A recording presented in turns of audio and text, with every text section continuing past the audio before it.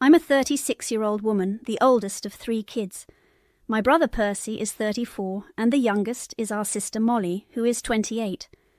Growing up, Percy and I had a pretty normal upbringing, but for some reason Molly was treated like a princess. I think it was because she was a bit of a surprise for our parents, being the youngest and all. She was always treated differently, which is probably why she grew up to be a spoiled brat. My dad tried to keep her in line and get her to behave, but my mum? No way. She never said a word against her dearest Molly, and wouldn't tolerate anyone else doing so either. Molly's behaviour was obnoxious, to say the least. Percy and I were significantly older than her, so until we were about 25, we just tried to ignore her remarks. Mind you, she said some pretty horrible stuff to us during her teenage years. She constantly made fun of our appearance, thinking she was the prettiest of us all. Annoyingly, she wasn't wrong. She did inherit our mother's good looks. But it wasn't just that. She mocked everything from the majors we chose in college to our careers. One Thanksgiving, we had a huge fight because she told Percy he would be an unemployed burden on the family just because he was a literature major. Another time, we didn't speak for weeks because she told me that my long work hours would leave me single and unattractive due to my eye bags. Molly is overly boisterous, egotistic, and constantly belittles everyone around her. Our mother always encouraged this behaviour, laughing off Molly's hurtful comments as jokes, even though it was clear Molly was serious. If we ever tried to retaliate, we were told we were being too sensitive. Molly had our mother wrapped around her finger and we hated her for it. 8 years ago, after my father passed away, Percy and I started drifting apart from our mother and Molly. Despite favouring Molly, my dad was the glue that held the family together. Once he was gone, we didn't feel the need to visit Molly and our mother as often, especially during holidays. After his passing, we only saw them at family events hosted by others, occasionally on Thanksgiving, and maybe some Christmases if we felt like it. Honestly, we were better off because they didn't try to keep in touch either. My dad was well off, and so was my mother, so they had enough money to get by. Percy and I had also built our own lives, separately. It was like there was a wall between us, with Percy and me on one side and my mother and Molly on the other. Personally, I liked the wall. That's just how the relationship has been between the 4 of us. They shouldn't expect anything from me, and I don't expect anything from them. Recently, I learned that their situation might be a little different.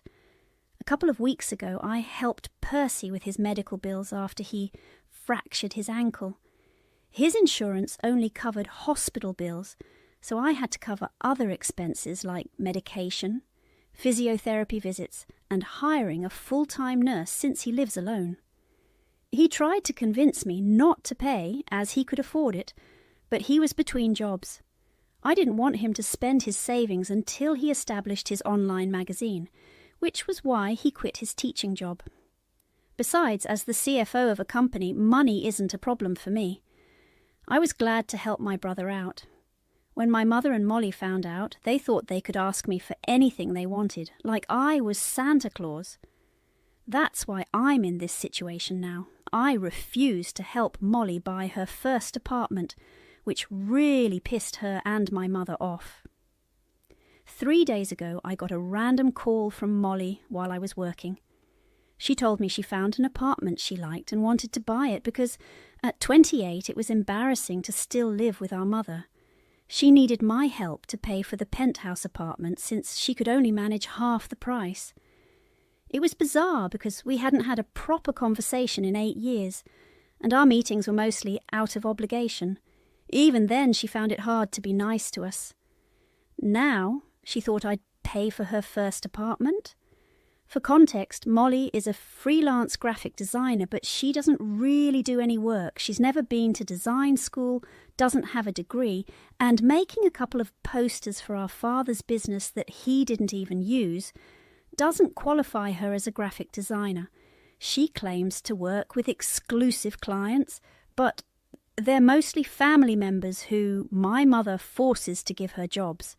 It's a hobby at best, not a job, so it's no surprise she's lived with our mother until now.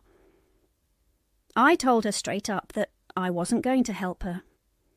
At 28, she could find a real job and pay for the apartment herself. She argued that I helped Percy with his medical expenses even though he had the money, but she didn't, and nobody was helping her. She said it was my duty as the oldest sibling to look after her. I told her the situation with Percy was different because he was between jobs and had a good relationship with me. That's not the case with her. I didn't say any of this to her. I just said no and hung up. She tried calling me a few more times, but I muted and ignored her for the rest of the day. When I got home, my mother called, and she was pissed, which wasn't unexpected since I knew saying no to Molly would make her mad. I was ready to fight, but she started by whining about how unfair everyone was being to poor Molly and that she didn't expect me to play favourites among my siblings. She told me Molly had finalised an apartment after a long search and needed help to buy it. Molly first asked our uncle, who runs the family business after my father's death. My dad had always planned for his brother to take over, which is why I chose a different path.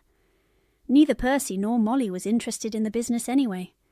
My dad's equity shares went to my mother after he passed, and she lives comfortably off that money. It's a successful company, but I guess my dad didn't anticipate Molly still living off their money. Molly's extravagant lifestyle has drained my mother's savings, so she was relying on me to help with the apartment. She said giving Molly the money now would make things easier in the future, because supporting her was getting harder. I told her that wasn't my problem. Molly should get a real job to afford the lifestyle she wants, or stay with her mother until she's 35. My mum got really mad and said I was ungrateful, arguing that I owed my success to their upbringing and should help my siblings. I didn't get her logic, so I told her my decision was final. She then threatened to go no contact with me. That didn't bother me since we've been pretty much low contact for the past 8 years. Her threat pissed me off. I told her that after Dad passed away, Percy and I accepted that things would be different because we knew she favoured Molly. She had no right to tell me it was unfair to play favourites among my siblings. I wasn't sorry about it. I told her she was free to go no contact because I was used to her treating us as if only Molly mattered. Percy and I have our own lives and don't owe anything to her or Molly. I felt relieved getting that off my chest. My mother yelled, saying she'd never speak to me again. I chuckled and told her that was fine with me and it meant I wouldn't have to invite her to my wedding. That caught her attention, but before she could ask about it, I hung up and blocked both her and Molly. So Molly was wrong. People do want to date career-driven, ambitious women. Otherwise, I wouldn't have found my boyfriend Jackson, who is 37, and we wouldn't have been together for almost 5 years. My mother and Molly have met him a few times, and he knows about our strained relationship. A couple of weeks ago, after we got engaged, we decided to have a small, private engagement party. We're getting married in a few months. I had thought about inviting my mother and Molly to the ceremony just to be nice, but now I don't feel it's necessary. Yesterday, Jackson received a message from my mother on social media. She told him that I had blocked her and Molly everywhere. She said she was incredibly disappointed in me and that since I showed her where she stood, she and Molly had decided to cut me off permanently. She hoped I was happy for ending whatever little family connection we had left. I don't understand why they're blaming me, but I feel bad about it. Am I the asshole for telling my mother I was fine with her cutting me off? Update 1. Hi everyone. Thank you so much for all the love and support in the comments. It made me realise that I was being emotional and didn't need to worry about my mother's feelings. They never worried about mine. I spoke to Percy about this, and he agreed with many of you that they were just trying to manipulate me. I didn't need to fall for it because I knew where I stood and had done the right thing. When Jackson and I discussed this, he mentioned that my mother and Molly seemed really hurt by my behaviour, which made me feel guilty. He hadn't said I should apologise, but I could tell he was struggling with the situation. Jackson is very close to his family, so it was hard for him to see things turn out like this. Whenever he met my mother and Molly, they were always on their best behaviour, so he didn't fully grasp how strained our relationship was. After I had Percy explain things to him, Jackson's opinion changed almost instantly. He said that if his parents had acted like mine, he would have cut them off without a second thought too. Now, all of us have blocked my mother and Molly. It finally feels good to sever ties after so long of pretending we were still a family. For as long as I can remember, my mother preferred Molly over Percy and me. Now we prefer our own peace of mind. I'm thankful this confrontation happened because it was much needed. Otherwise, we would have continued the pretense for the sake of others our entire lives. Update 2. It's been a week since I last spoke to my mother. After blocking her and Molly, Percy and I had no idea what was happening with them. This morning our uncle contacted us. He told me that my mother had decided to transfer half of her shares to Molly. He thought this was a terrible idea because Molly is incompetent and shouldn't have any control over the company. Our uncle explained that my mother was not only transferring shares but also demanding that Molly be given voting power in the company. This would be a problem for him as he is the one running the company. He didn't want to have this conversation with my mother because she was insistent, so he reached out to us for help. My mother had voting powers as a shareholder, but had always trusted my uncle's decisions. Now she was placing demands, and my uncle didn't want Molly to have any shares or power in company matters, since she lacked business acumen. Honestly, if I were in his position, I'd freak out too. Molly as a shareholder with voting power in my company? No way. After a brief discussion with Percy, we decided we couldn't let this happen. We had to visit our mother and talk to her in person. Our uncle had been desperate, and after our father passed, he had always looked out for us. He didn't deserve this kind of trouble. That's why we decided to interact with our mother again, despite vowing never to speak to her. When we arrived, Molly was there, which we knew would make the discussion more difficult. But we had made a promise, so we ignored her and went to our mother. We told her we heard from our uncle that she was demanding voting powers in the company for Molly. We were there to tell her it was a terrible idea. At first she ignored us, but we persisted, saying this was important. Finally she looked up and said we had no right to tell her what to do. After the way we treated her, she had no interest in speaking to us and wanted us to leave. Molly chimed in, saying that if she wanted to be an active participant in the company our dad built, we had no right to object, just because we didn't think it was valuable enough to get involved. I tried to stay calm and reason with our mother. I reminded her that our father didn't want any of us involved in the company and trusted his brother to handle it. I asked her to consider this, as going against it would disrespect Dad's wishes. This gave them pause, but Molly, realizing her chances were slipping, started a fight with me.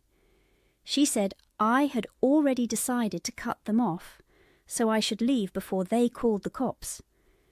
Percy told her to back off, and I continued reasoning with our mother. I reminded her that Dad had worked hard to build the company and trusted his brother to manage it.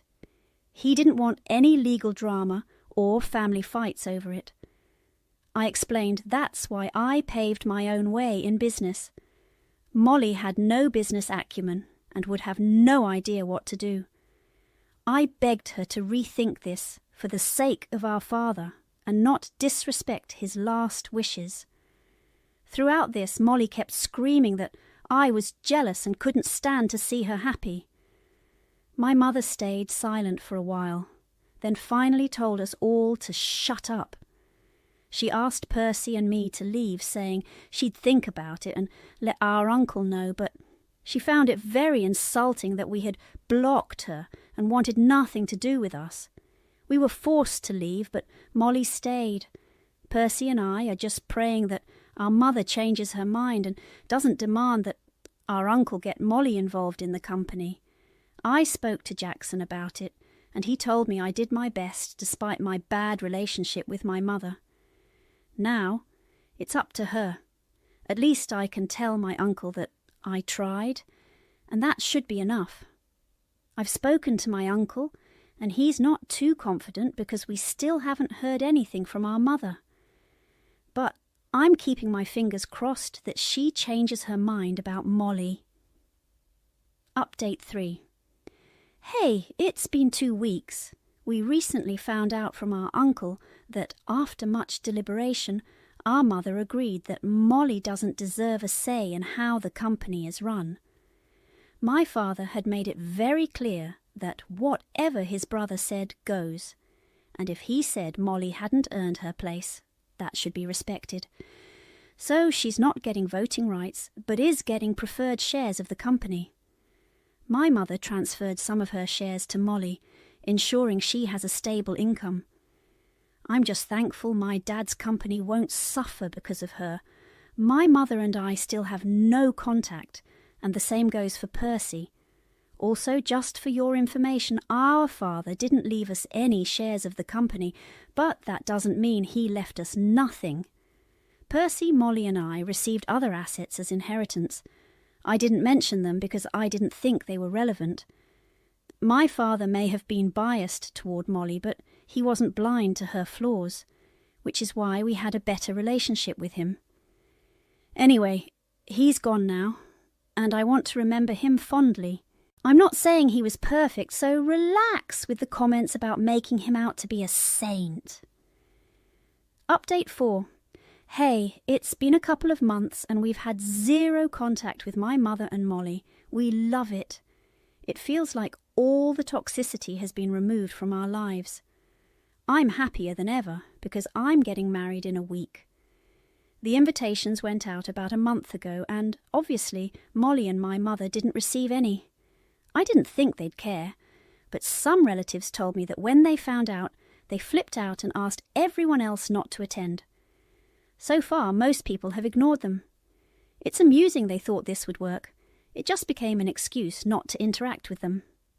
My mother put up our old house for rent and moved into the penthouse apartment Molly had been raving about. This gave Molly an excuse to keep living with her mother, as she couldn't afford that apartment on her own. Molly spun it positively, portraying herself as the hero caring for her mother, and my mother played along as the grateful, helpless woman. Good for them, I guess. They would have made brilliant actresses and storytellers. Percy's magazine is doing well, and I hope he becomes even more successful. As for me, I'm getting married to the love of my life while managing a successful career. Everything Molly said turned out to be wrong, so